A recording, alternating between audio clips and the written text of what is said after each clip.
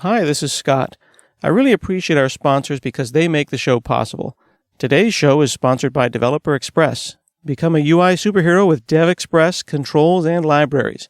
Deliver elegant .NET solutions that address customer needs today. By leveraging your existing knowledge, you can build next-generation touch-enabled solutions for tomorrow. You can download your free 30-day trial at dx.hanselminutes.com. That's dx.hanselminutes.com.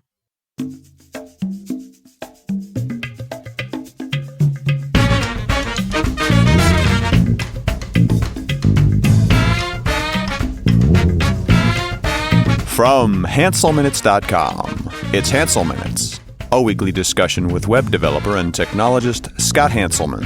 This is Lawrence Ryan announcing show number 422. In this episode, Scott talks with David Starr about applying agile practices to manage your family life. Hi, this is Scott Hanselman. This is another episode of Hansel Minutes, and I'm talking with David Starr, formerly of Microsoft, but now the COO of Scrum.org. So you are an expert in Scrum, aren't you? I've been doing Scrum for quite a long time, Scott. So that makes you a Scrum Master? I know that people who are listening probably have heard of Scrum Master training and things like that. Are we ever really masters of anything? I don't know. Scrum Master is a role within Scrum, and a lot of people associate that term with the whole idea of using Scrum. So I get it. Scrum Master is a thing out there. So when I think of Scrum, originally I thought of, a rugby Scrum, a coming together, a planning, and then a going, and then racing off. Can you tell me where that fits into the larger kind of agile software methodology? Well, it's actually a really good metaphor for what Scrum asks us to do, which is everyone keep their eye on the ball, if you will, and we sort of support each other and work together as a group. And that's the whole idea behind those rugby Scrums, right? We're focusing as a team on one small point to target all of our energy together. And that's sort of the metaphor idea behind Scrum, which doesn't stand for anything. A lot of people think it does. It doesn't. And it actually was borrowed from that move in rugby where everyone forms a scrum and focuses together. So in terms of where does it fit within the Agile toolbox, there is the idea of iterative incremental development practices. Scrum is one of these, and it means that we make progress in a series of sprints, or, we focus for a while, then we deliver, then we focus for a while, then we deliver, and we do that on a regular cadence. And that's a little bit different than what you find with alternative things like Lean, Kanban systems, stuff like that. Mm-hmm. So folks that have been listening for the last 2 minutes might think that this is going to be a show on Scrum as it relates to software, but the thing that you and I have in common is that we've got families with schedules and a lot of crazy things going on, and we're also focused on productivity in our personal lives. So this is not a show about Scrum, as it is a show about agile family practices and applying what we learn in managing projects to managing a family. How did you get this idea? Well, I don't know about your personal life, but in mine, when I bring something home from the office, it's very rarely met with any sort of enthusiasm, right? If I were to walk into my wife's, into the living room and say, hey, I got this great idea from this management thing I learned at work today, that's pretty much a non-starter for the conversation. So that's where I tried to bring Scrum into our home many years ago. I learned Scrum originally back around 2003 or 2004 when everyone else did. And had some successes at work and thought, I saw such amazing changes in behavior with people I work with based on very little simple things that we do that I'd like to try some of this at home. So I brought it home and said, hey, honey, what do you think about these ideas? And she said, don't even try it. And instead I tried it because as I'm sure you know, neither one of us can leave well enough alone, right? Yeah, pretty much. Yeah. So while she was out one day, this is a great story. You should ask her sometime. While she was out one day, before she got home, I had gone ahead and taken some big drywall screws and screwed cork boards and whiteboards into the wall in the kitchen. And while that may have been a little disruptive to get things off and running, it worked really well over time. And now, actually, my wife's a huge advocate of some of these practices. And I'll tell you, we don't use Scrum, we don't use Lean, we don't use Kanban or any sort of formal thing. We just have borrowed from all of these practices into some things that we do in our home that really have made a difference for how my kids manage themselves and the expectations of being a good family member. Okay. So paint the picture here. How old are the kids? How big of a family is this? Is this a Brady Bunch situation? It's pretty large. Yeah. My wife and I have been married for 23 years at this point, and we've got 4 kids. Right now, the ages are 13, 14, 15, 16. So I have 4 teenagers. Wow. Which is, its own barrel of or kettle of fish, if you will. And then. Or barrel of monkeys. Yeah, the barrel of monkeys. There you go.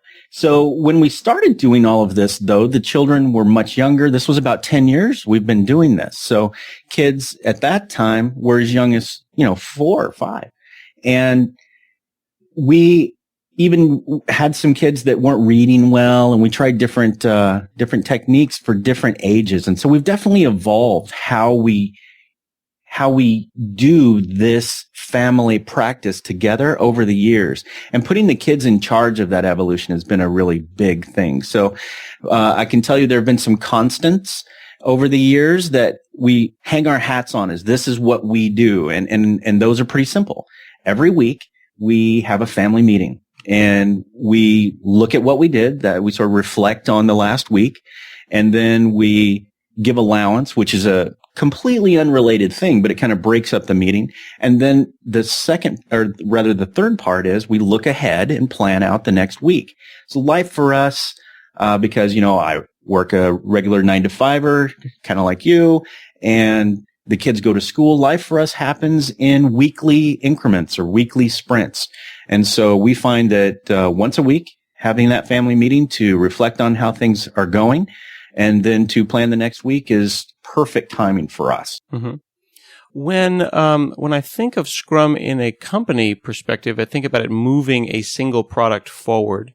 I feel like people kind of go off, they work on their user stories, they work on their features, right, their silos, but then they come back and they integrate. But with a family of teenagers, I would think that they would all have different goals, and there would be no company goal.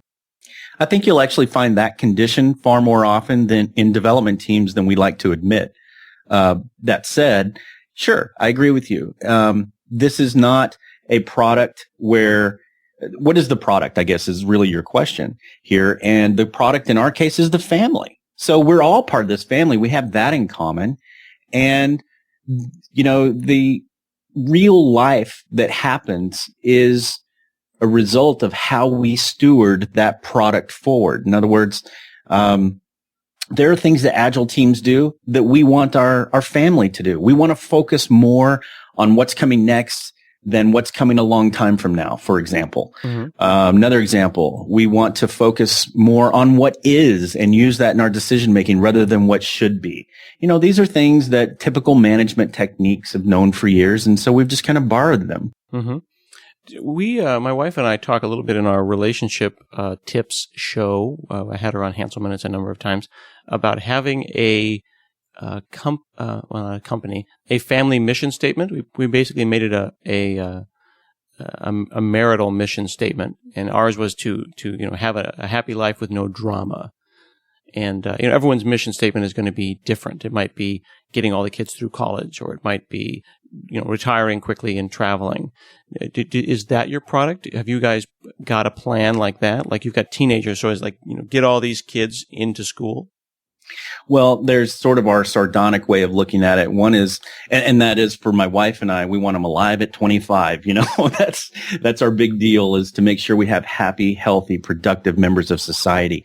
And for us, while we haven't sat down to codify that into a mission statement, like I know a lot of families do, we've talked about it a great deal. And what we want is for our children to learn how to be self-sufficient and sustaining adults and members of society. That's our job, right? Mm-hmm. And everything we do is in light of that, to teach these folks how to begin to be people on their own and dealing with their own lives.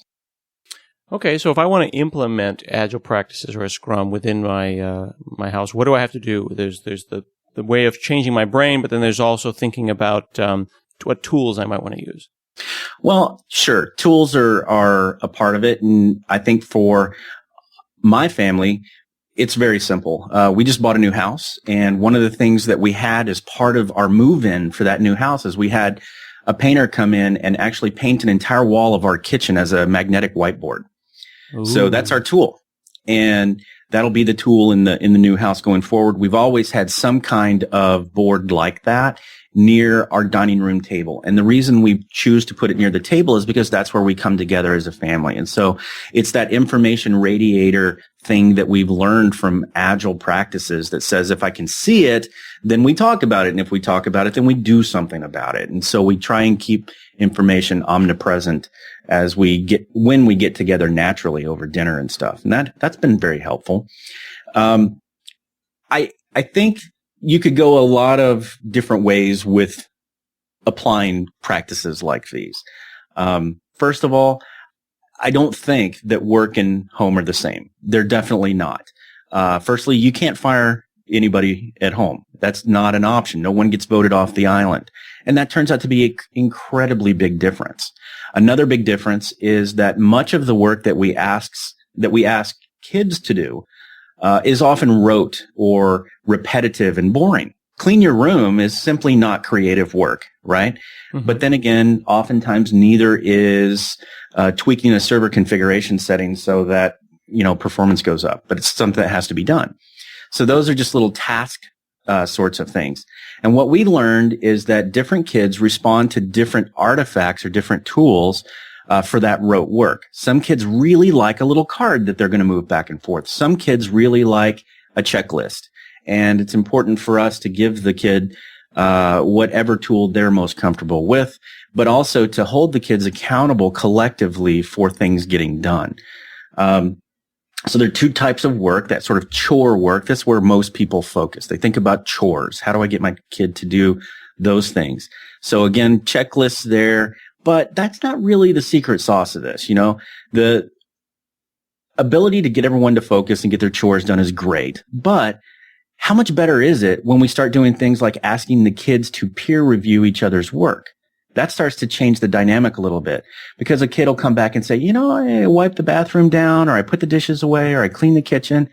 And the response is, great, let me go check it, because I happen to know that this kid will often, leave some work undone, that sort of thing. And so instead, what if I ask one of the other kids, hey, can you go check so-and-so's work? And that starts to build collective accountability. And little things like that and borrowing from our management practices have really helped the kids start to stand on their own a bit more. I think this, Scott, about my family. You and I have discussed this at one point. I have some kids on the autistic spectrum, and this practice of the weekly cadence and the dependable, or the fact that they can depend on a way for us to have a conversation about us has really made a big difference in their lives, because they now feel more in control and empowered in their own lives. So that's been really great. Mm-hmm. So that reliability, that the idea that you can count on the weekly meeting, you can count on the strategy, you can count on the plan, and then execute on the plan. Indeed, yeah. And it may sound extreme, but the first thing to consider is all we're really doing is we're putting things on the refrigerator like everybody's done, for eons. Here's your chore list. That's the easy stuff. The next stuff is, what can we accomplish together as a family? Each week in our family, we choose to set a goal. And it's just some sort of improvement goal that we as a family can undertake. And it's simple things. It's things like, we will endeavor this week to have better table manners. And so that's an opportunity for us to learn about what table manners really means. And we'll have that conversation throughout the week. And then in our weekly meeting, where we say, how did we do this week? We'll specifically visit that goal. How did we do on the goal this week of learning better table manners? And we'll talk about that. And sometimes we'll choose to try it for another week. And that has been a really nice tool for helping us improve together as a family, rather than focusing on individual accomplishments. Because while everybody has these things in their lives that they have to accomplish, like a history report is due, or I have to go to track practice, or I'm working towards some other goal in life, the thing that we have in common is us. And it's good. And effective for us to focus on improving us. So that's why I say the product is the family. Mm-hmm. What is the product backlog then? The product backlog is for us that set of chores, which, that's the easy part again, but every day we have this expectation that a bucket of chores is going to be completed. And so that's done. But then we start looking at things beyond that. The goal that we just talked about, or something for us to work on this week, the weekly goal, that's a big part of what it means for us to focus together. So we have a backlog of potential weekly family goals. And we might choose 2 for a given week. But we also, in that backlog, have things that we have to accomplish together that are more non-deterministic.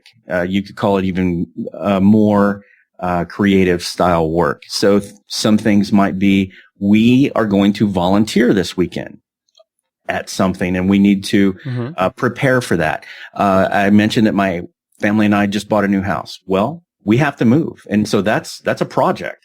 So we built a backlog, and it turns out that kids' rooms are smaller and have fewer things in them than a lot of the other rooms in the house. So we have to do this together. This is not something that just affects one person. So moving was a really good example, I think, of a shared project. Where do you put this backlog? I mean, how far do you take it? I could see someone, building, using Scrum tools and building out a backlog. And is the backlog just Post-its, like you said, or magnets on the fridge? Or do you use tools like Trello or different Kanban boards?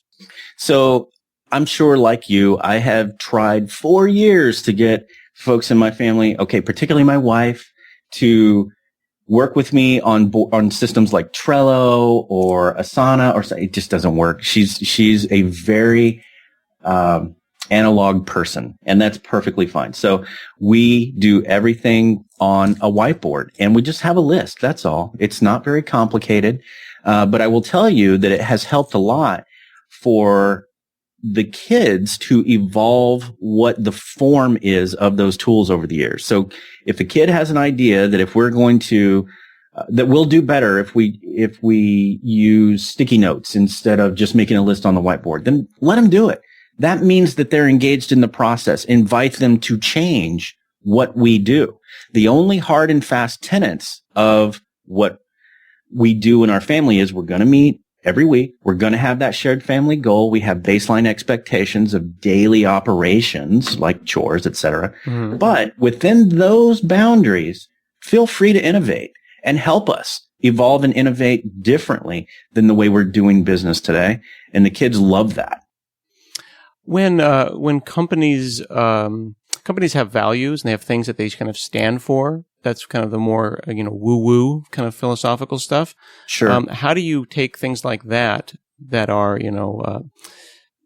philosophical is the word I keep coming back to, although I don't think it's the correct word. And how do you bring that into the daily goals and the larger goals? Mm-hmm. Well, we talk about it a lot. That's one thing. And so what are some of those things? We talk about reflecting on the work we do and on how we do it. We actually talk about that at home. And I ask the kids, how did you do this week at school? What did you get done?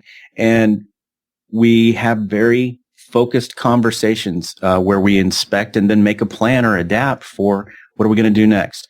And then we try really hard, Scott. This is the one thing that I think eludes us even to this day, is trying to succeed or fail as a team. Now, it's easy enough to do that when you're looking at the family goal and something like table manners or, taking care of the yard this week. It's easy enough to see there. But over time, the real truth is that we are all living different lives. And so group accountability for the family is sometimes a difficult thing to find. And we try, my wife and I, really hard to find ways to hold us accountable as a group. So that's something that we talk about a lot, and we have it on our whiteboard. We have it written out there. We succeed together. We reflect on our work and how we do it. Some other things that you might find at any given time on the big, family headquarters board in our kitchen area is adapt all the time. I can change the process if I want. Those sorts of things that we put up there occasionally just to remind kids that they really are in a control seat on how we do our business. Mm-hmm. When you say accountable, where does that fit into punishment? Like, there are things where, hey, I didn't clean my room, and that's a bummer. And then there are larger, like, you were given this task, and this was required for you to get this done, and this didn't get done, and that is a huge problem. Yeah. Well, it turns out that what works at work works because it works, not because you're at work, And you had that one ready to go, didn't you? I did. I've been holding on to that. Yeah. It's one of my favorites. But that's really true, because we have found that, the practices that work best in team environments work because we're all human, right? And so it turns out that a big part of accountability is simply transparency. If a kid commits to some action or behavior for a 24-hour period, and I shouldn't say a kid, by the way, because my kids do a good job of holding me accountable.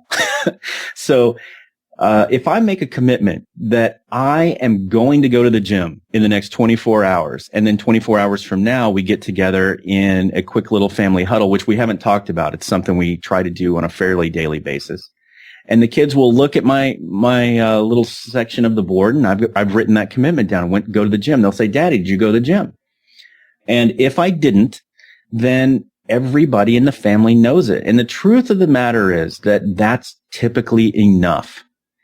It doesn't have to be punitive, because if it's punitive, then we're talking about extrinsic motivators.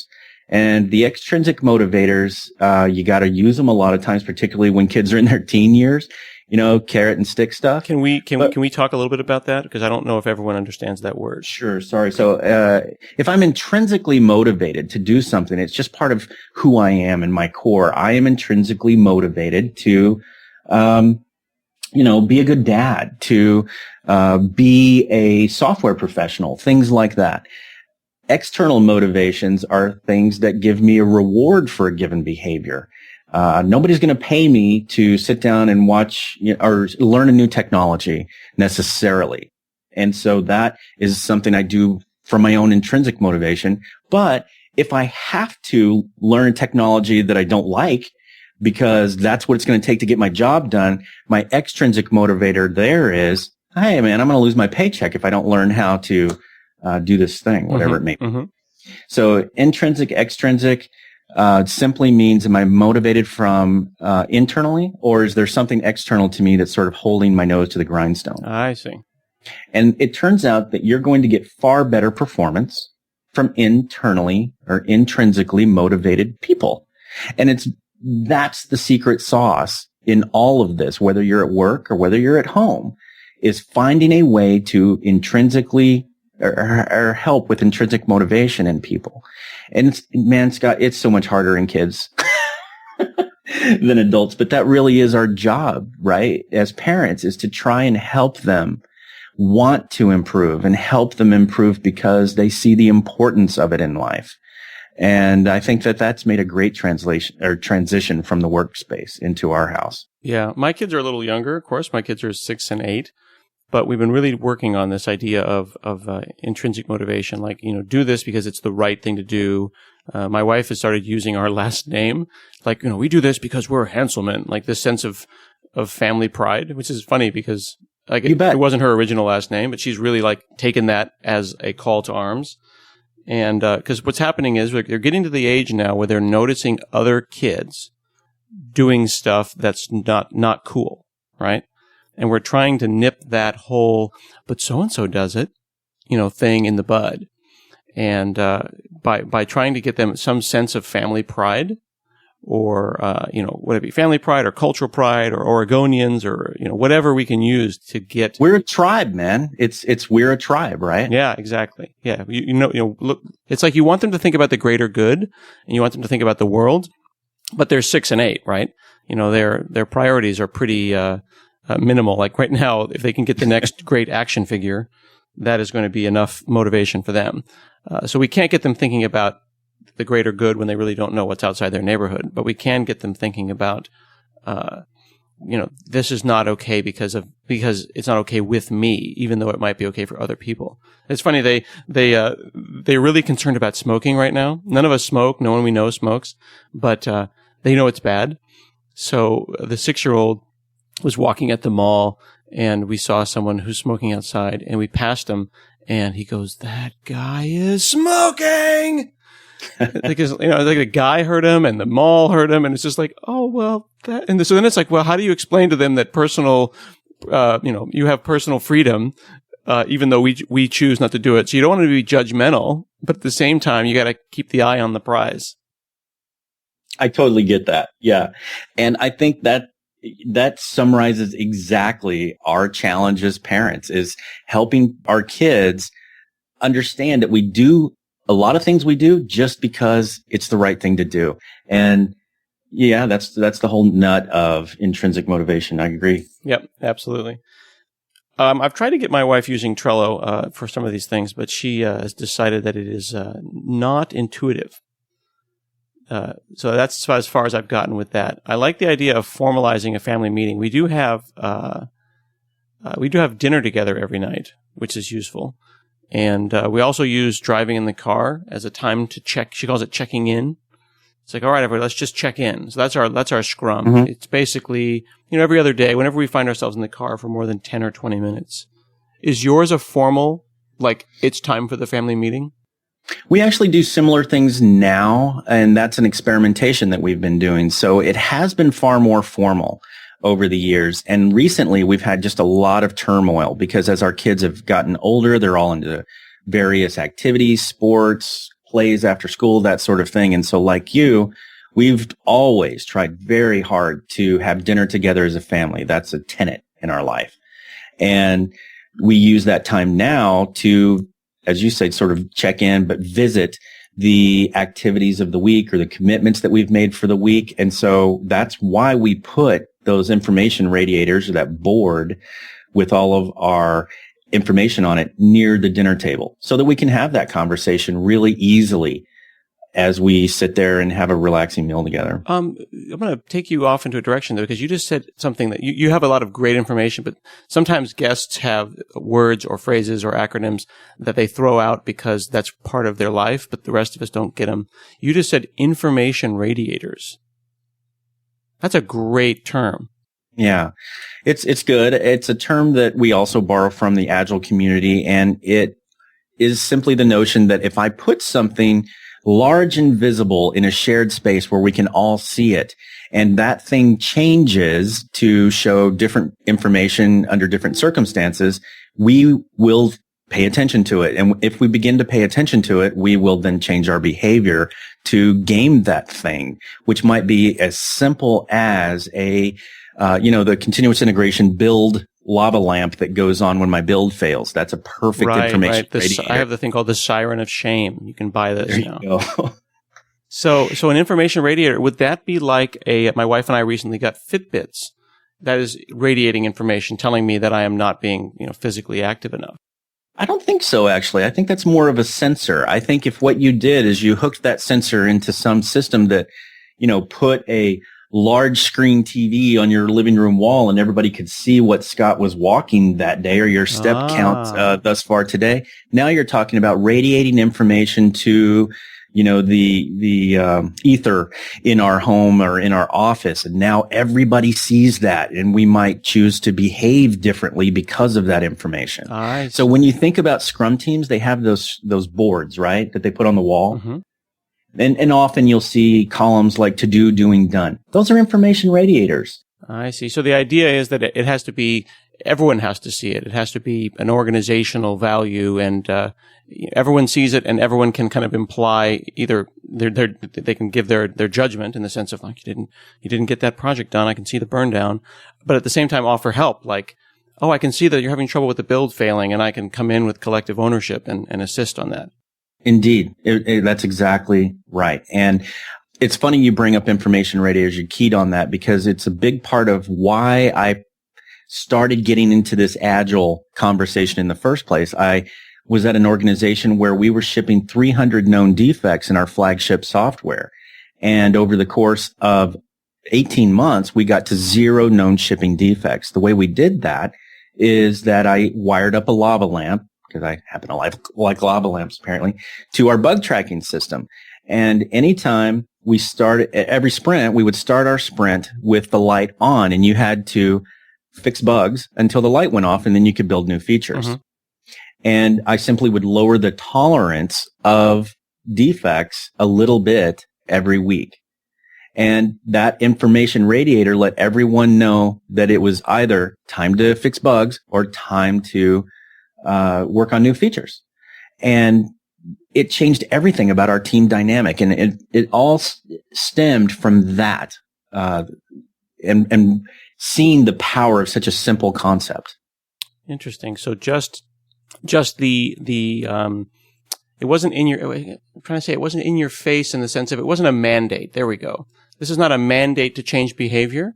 It's a gentle nudge in a direction by simply presenting information in a way and then allowing people to make their own judgments and then change their behavior. Because it turns out that if you have well-meaning, engaged folks and they see that information in front of them, they'll do something about it. Very, very cool. Have you written some of this up about applying Agile practices to the family, or can people look at your website and learn more about this on your blog? So this has been a bizarre thing, because what started as something of it's just something we do in my family. It's never really been big drama. And I published an IEEE paper about this in 2009, and it received some interesting attention.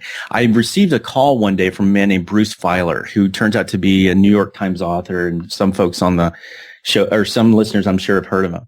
He came and ended up visiting my home. He stayed with my family for a week and sort of watched our activities. And we're the first chapter in his book called The Secrets of Happy Families. It's all about how we do this stuff. And that created even more interest in this thing that the Stars were doing. So I started getting email from all over the world, people asking little questions about it. And accordingly, I said, I need to take a little time, put this into some kind of course or something that people can approach and get it out there. And that way I can go back to my real job.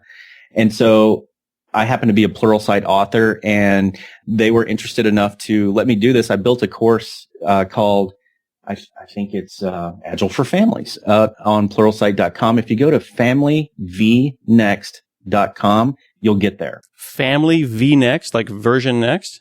That's correct. That is a great URL. Family V Next. Oh, and it redirects right to the Pluralsight. So if you have a Pluralsight subscription, you can get a trial, and you can check that out up there. Agile Families, Techniques for Living with Change. Looks like it's about a 3-hour course. And it's a 5-star course. Very cool. And actually, if you do have a Pluralsight, you can also take a look at my stuff on getting involved in tech. So good opportunity to sign up for a free Pluralsight trial today, hey? Indeed. I was really excited because my wife chose to do this with me. And so this is not for geeks. Geeks, I think, are particularly enamored of things like this. But this was done in such a way that would help you, Scott, convince your wife that we're not crazy. And I brought my wife into the course. She plays an active part in it, and she's actually gone out and done some talks and is definitely an advocate for these sorts of things. That is very cool. I had an article in my blog recently, and I referred to the gender non-specific, non-technical spouse. Right, and I haven't got a shorter word for it, but this is just that person in your life who is your partner but is not technical. And we call them neurotypicals around the Star House. Neurotypicals, nice. Those are people who are afraid of keyboards. Normies. Right, normies. Very cool. Well, thank you so much, David Starr, for chatting with me today. It's been lovely. Thanks, Scott. This has been another episode of Hansel Minutes, and we'll see you again next week.